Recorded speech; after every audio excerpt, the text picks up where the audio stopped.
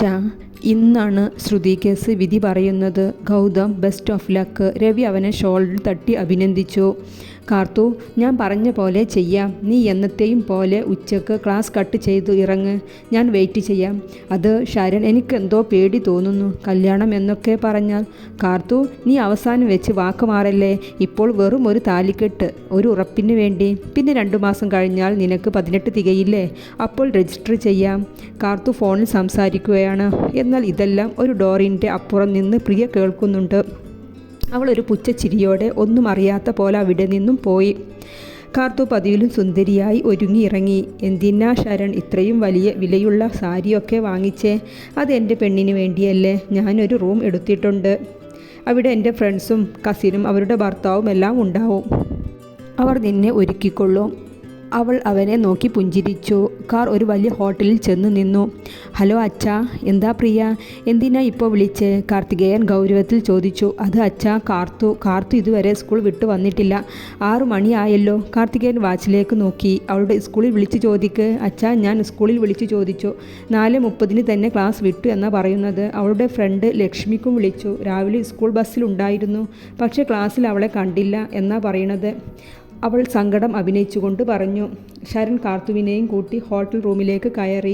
അവൻ door lock ചെയ്തു. അവളുടെ അടുത്ത് വന്ന് നിന്നു. പുഞ്ചിരിച്ചുകൊണ്ട് അവളെ അടിമുടി നോക്കി. ശരൺ, എല്ലാവരും എവിടെ? ഫ്രണ്ട്സ്, കസിന്, അവരുടെ ഭർത്താവ് എല്ലാവരും ഉണ്ടാകും എന്നല്ലേ പറഞ്ഞത്? അതോ? അവർ മാലയും ബൊക്കയും വാങ്ങിയിട്ട് വരും. കാർത്തികേയനും കാർത്തിയും വീട്ടിലെത്തി. കാർത്തികേയൻ വെരുകിനെ പോലെ അങ്ങോട്ടും ഇങ്ങോട്ടും നടക്കുന്നുണ്ട്. കാർത്തിക്, നീ സ്കൂളിൽ വിവരം പറയ്. വാച്ച്മാനോട് അന്വേഷിക്കുക. പ്രിയ ഈ സമയം ഫ്രണ്ട്സിനെല്ലാം ഫോൺ വിളിച്ച് അന്വേഷിക്കുന്നുണ്ട്. കാർത്തി, ഞാൻ വല്യമ്മക്കൊന്ന് വിളിച്ച് നോക്കട്ടെ. ഹലോ വല്യമ്മ. പ്രിയ, എന്തൊക്കെയുണ്ട് വിശേഷം? അത് വല്യമ്മ. കാർത്തു അവിടെ എങ്ങാനും വന്നിരുന്നോ? അയ്യോ ഇല്ലല്ലോ. എൻ്റെ കുഞ്ഞ് എവിടെ പോയി ഈശ്വര. വല്യമ്മ കരയാതെ. ഇവിടെ അടുത്ത ഫ്രണ്ട്സിൻ്റെ വീട്ടിലുണ്ടാകും. എന്നാൽ ശരി, ഞാൻ വിളിക്കാട്ടോ. അവൾ ഫോൺ കട്ട് ചെയ്തു. കാർത്തികേയൻ എന്ത് ചെയ്യണമെന്നറിയാതെ പരവശനായി കസാരയിലേക്ക് ഇരുന്നു പോയി. പ്രിയയുടെ ചുണ്ടിൽ ഒരു പുച്ഛം നിറഞ്ഞു നിന്നു. സമയം പോകും തോറും കാർത്തുവിനും ഭയം തുടങ്ങി. ശരണിൻ്റെ നോട്ടത്തിൽ വല്ലാത്ത മാറ്റമുള്ളതുപോലെ അവൾക്ക് തോന്നി. താൻ എന്താ ഇങ്ങനെ നോക്കുന്നേ? വേഗം സാരി ഉടുത്ത് സുന്ദരിയായി വാ, അവർ ഇപ്പോൾ എത്തും. അതാ അവിടെയാണ് വാഷ്റൂം. അവൾ അവനെ ഒന്ന് നോക്കി വാഷ്റൂമിലേക്ക് നടന്നു. കാർത്തുവിനെ കാണാത്ത വിവരം നാട്ടുകാരും ബന്ധുക്കളുമെല്ലാം അറിഞ്ഞു തുടങ്ങി. കാർത്തികേയ, നീ പോലീസിൽ അറിയിക്ക്. വല്ല ഹോസ്പിറ്റലിലോ മറ്റോ തിരയട്ടെ.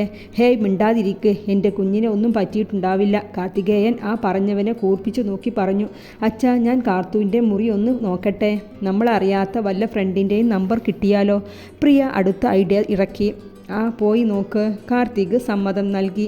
എന്നാൽ ഹോട്ടലിൽ ശരൺ ഒരു ഗ്ലാസ് ജ്യൂസിലേക്ക് ഒരു പൊടിയിട്ട് നന്നായി ഇളക്കുകയാണ്. അയ്യോ അച്ഛാ. പ്രിയ കാർത്തുവിൻ്റെ റൂമിൽ നിന്നും അവളുടെ ഫോണുമായി പുറത്തേക്ക് വന്നു. ഇതാ, ഈ ഫോണിൽ ഒരു ചെക്കനുമായി ഒരു ചാറ്റ് ചെയ്തിരിക്കുന്നു. പ്രിയ വായ അടക്ക്. എന്ത് വിഡ്ഢിത്തമാ നീ പറയുന്നത്? കാർത്തികേയൻ ശബ്ദം ഉയർത്തി. സത്യമാണ് അച്ഛാ, ഇതാ നോക്കൂ. പ്രിയ ഫോൺ അയാൾക്ക് നേരെ നീട്ടി. അയാൾ ഫോൺ വാങ്ങിച്ചോ. ഓരോ ചാറ്റും നോക്കിക്കൊണ്ട് അടുത്തുള്ള കസാരയിലേക്ക് ഇരുന്നു പോയി. എല്ലാം കേട്ടു നിന്ന കാർത്തികും നിസ്സഹായനായി കസാരയിലേക്ക് ഇരുന്നു. ഇതെല്ലാം കേട്ടുകൊണ്ട് അടുത്ത ബന്ധുക്കളുമുണ്ട് അടുത്ത്. പ്രിയ പുച്ഛത്തോടെ കാർത്തികേയൻ്റെ അവസ്ഥ നോക്കി നിന്നു. കാർത്തു വാഷ്റൂമിൽ നിന്നും ഇറങ്ങി വന്നു. അവൾ സാരി നിവർത്തി നോക്കി. നീ ഇപ്പോഴും യൂണിഫോം മാറ്റിയില്ലേ? ശരൺ അങ്ങോട്ടേക്ക് കയറി വന്നു. കയ്യിലുള്ള ജ്യൂസ് അവൾക്ക് നൽകി. കാർത്തു, ജ്യൂസ് കുടിക്ക്. അവൻ്റെ ശബ്ദത്തിൻ്റെ കുഴച്ചിലും അവൻ്റെ നോട്ടവും കാർത്തുവിനെ അസ്വസ്ഥ ഉണ്ടാക്കി. ശരൺ, ഫ്രണ്ട്സിനെ വിളിക്ക്. വേഗം വരാൻ പറയൂ. നേരം വൈകി ഏട്ടത്തി ചീത്ത പറയും. ആരും വരില്ല കാർത്തു. എന്താ, ആരും വരില്ലേ? കാർത്തു വെപ്രാളത്തോടെ ചോദിച്ചു. ഇല്ല, ഇവിടെ നീയും ഞാനും മാത്രം. അവൻ വല്ലാത്തൊരു ചിരി ചിരിച്ചു. അവളുടെ അടുത്തേക്ക് നടന്നു. അവൾ മെല്ലെ പിന്നിലോട്ട് നീങ്ങി. അവൻ അവളെ കയറി പിടിച്ചു. എന്നെ വിടാൻ അവൾ കരഞ്ഞുകൊണ്ട് പറയുന്നുണ്ട്. അവൾ ഒരു വിധം അവിടെ നിന്നും ഇറങ്ങി ഓടി. ഡോർ തുറന്ന് പുറത്തേക്കോടി. എതിരെ വരുന്നവനെ ഇടിച്ചു. അപ്പോഴേക്കും ശരൺ അവിടെ വന്ന് അവളെ പിടിക്കാൻ നോക്കുന്നുണ്ട്. എന്താ ഇവിടെ? ഹോട്ടലിൽ ഉള്ളവരും അങ്ങോട്ടേക്ക് വന്നു. ഈ ശരൺ ഈ പെൺകുട്ടിയെ ബലാത്കാരമായി പിടിക്കാൻ നോക്കുവാണ്. ധ്രുവ് മാനേജരോട് പറഞ്ഞു. അയ്യോ അല്ല സാർ, ഞങ്ങൾ ഇഷ്ടത്തിലാണ്. ഇവൾ എന്നെ കല്യാണം കഴിക്കണം എന്നും പറഞ്ഞു വന്നതാണ്. ശരൺ അവസരത്തിനൊത്ത് പറഞ്ഞു. കാർത്തു അന്താളിച്ചു പോയി. അയ്യോ, ഇയാൾ നുണ പറയാണ്. എന്നെ നിർബന്ധിച്ച് ഇവിടെ കൊണ്ടുവന്നതാണ്. അവൾ കരച്ചിലിനിടയിലൂടെ പറഞ്ഞു. മോളെ, വേഗം വീട്ടിലോട്ട് പോകൂ. നല്ല കുടുംബത്തിൽ പിറന്ന മക്കൾ അമ്മക്കും അച്ഛനും ചീത്തപ്പേരുണ്ടാക്കില്ല. മോൾ വേഗം വീട്ടിൽ റൂമിലേക്ക് പോകൂ. കൂടി നിന്നവരിൽ അല്പം പ്രായമുള്ള ആൾ പറഞ്ഞു. ധ്രുവ് തിരിഞ്ഞു നോക്കിയപ്പോഴേക്കും കാർത്തു പോയിരുന്നു. അവൾ ഒരു പ്രതിമയെ പോലെ ഹോട്ടൽ സ്റ്റെപ്പുകൾ ഇറങ്ങി റോഡിലൂടെ നടന്നു. ശ്രുതി കേസിൽ പ്രതാപൻ്റെ മകൻ വിക്രമിനെ പോലീസ് അറസ്റ്റ് ചെയ്തു. വലിയൊരു ജനക്കൂട്ടമുണ്ടായിരുന്നു കോടതി ഗ്രൗണ്ടിൽ. പ്രതാപന് ഇത് വലിയൊരു അടിയായിരുന്നു. കാർത്തുവിൻ്റെ വിവരം അന്വേഷിച്ച് ഫോൺ വന്നുകൊണ്ടിരിക്കുകയാണ്. പ്രിയ എല്ലാവർക്കും മറുപടി കൊടുക്കുന്നുണ്ട്. കാർത്തു, അച്ഛാ കാർത്തു വന്നു. എവിടെ ആയിരുന്നു മോളെ? നിന്റെ ബാഗ് എവിടെ? നിനക്ക് എന്തെങ്കിലും പറ്റിയോ? പ്രിയ ചോദ്യങ്ങൾ ചോദിച്ചു കൊണ്ടിരിക്കുകയാണ്. ഇതെല്ലാം കേട്ട് കാർത്തികേയൻ തൻ്റെ മുറിക്കകത്ത് ഇരിക്കുന്നുണ്ട്. കാർത്തിക് അവളുടെ അടുത്തേക്ക് വന്നു. അവളുടെ മുഖത്തേക്ക് തന്നെ നോക്കി നിന്നു. അവൻ്റെ മുഖം ആകെ ചുവന്ന് കണ്ണുകൾ കലങ്ങി ചുവന്നിരുന്നു. എന്തിനു വേണ്ടി എന്നും ചോദിച്ചുകൊണ്ട് അവൻ അവളെ പൊതിരെ തല്ലി. ഈ സമയം ധ്രുവ് ഹോട്ടലിൽ നിന്ന് പുറത്തേക്ക് പോയി തിരിച്ച് റൂമിലേക്ക് പോകുമ്പോഴാണ് കാർത്തുവിൻ്റെ സ്കൂൾ ടാഗ് നിലത്ത് കിടക്കുന്നത് കാണുന്നത്. അവൻ അത് എടുത്തു നോക്കി. അത് കയ്യിൽ പിടിച്ച് റൂമിലേക്ക് നടന്നു. കാർത്തുവിന് നന്നായി മുറിവുണ്ട്. നാളെ ഹോസ്പിറ്റലിൽ കൊണ്ടുപോകണം. പ്രിയ തൻ്റെ റൂമിൽ ഇരിക്കുന്ന കാർത്തികിനോടായി പറഞ്ഞു. അതിൻ്റെ ആവശ്യമൊന്നുമില്ല. അവൾക്ക് വല്ലതും പറ്റിപ്പോകും. മരിക്കട്ടെ. മരിച്ചു കാണുന്നതാണ് നല്ലത്. അല്ലെങ്കിൽ ഞാൻ അവളുടെ കഴുത്ത് ഞെരിച്ചു കൊല്ലും. കാർത്തിക് തൻ്റെ കണ്ണുകൾ ഷോൾഡറിൽ തുറച്ചുകൊണ്ട് പറഞ്ഞു. അപ്പോഴാണ് കാർത്തികിൻ്റെ ഫോൺ റിങ് ചെയ്യുന്നത്. ഇതാണ് അടുത്തത്. എല്ലാവർക്കും അറിയണം എന്തുണ്ടായി, എങ്ങനെ ഉണ്ടായി. അവൻ ദേഷ്യത്തോടെ പറഞ്ഞ് ഫോൺ എടുത്ത് റൂമിൽ നിന്ന് പുറത്തേക്ക് നടന്നു. കാർത്തികേയൻ റൂമിൽ നിന്ന് പുറത്തേക്ക് ഇറങ്ങാറില്ല. അയാൾ ആകെ അസ്വസ്ഥനാണ്. തൻ്റെ ഭാര്യയോട് ചെയ്ത ഓരോ തെറ്റും ചിന്തിച്ചു പോയി.